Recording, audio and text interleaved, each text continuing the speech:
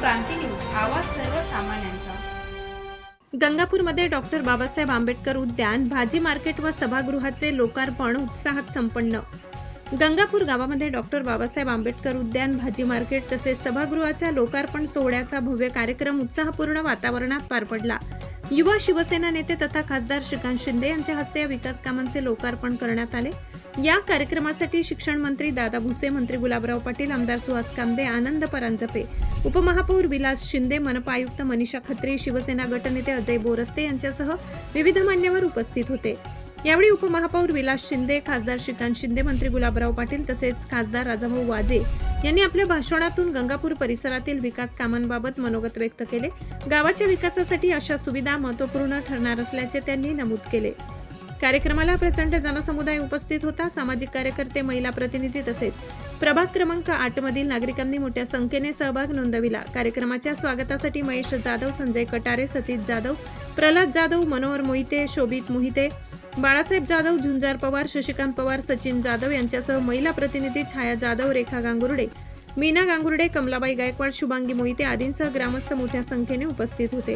कार्यक्रमामुळे गंगापूर परिसरात उत्साहाचे वातावरण निर्माण झाले होते। महाराष्ट्र क्रांती न्यूज साठी प्रतिनिधी राजेंद्र मोहिते, नाशिक। विविध कार्यक्रमाचं या ठिकाणी लोकार्पण सोहळा पार पडला। त्यामध्ये भाजी मार्केट व सभागृह असेल, त्याचबरोबर थोड्या वेळापूर्वी एका गार्डनचं देखील लोकार्पण या ठिकाणी झालं।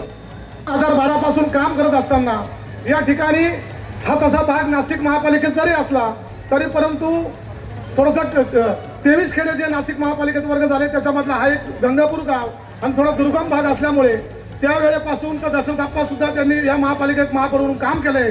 पण आज नाशिकचं नाक म्हणून गंगापूर रोडकडे बघितलं गेलं आणि गंगापूर गावाकडे नाशिकचं नाक म्हणून या ठिकाणी बघितलं जातं। याचं कारण की सातत्याने शिवसेनेने दिलेली शिकवण 100% आम्ही सातत्याने रात्रंदिवस या ठिकाणी ज्या पद्धतीने या महाराष्ट्र राज्याचे आदरणीय उपमुख्यमंत्री काम करतायत, 16-16, 18-18 घंटे काम करून त्या ठिकाणी जनतेचे प्रश्न सोडवतात आणि मग आम्ही तर शिवसैनिक आहोत आणि खऱ्या अर्थाने वंदनीय शिवसेना प्रमुखाचे विचार ज्या पद्धतीने आदरणीय शिंदे साहेब घेऊन चालले त्याच पद्धतीने आम्ही सुद्धा ठरवलंय की आम्ही काम करतोय आणि काम करत राहणार। अशाच नवनवीन बातम्या पाहण्यासाठी आमच्या महाराष्ट्र क्रांती न्यूज या YouTube चॅनलला लाईक करा, सबस्क्राईब करा आणि बेल आयकॉनला प्रेस करा।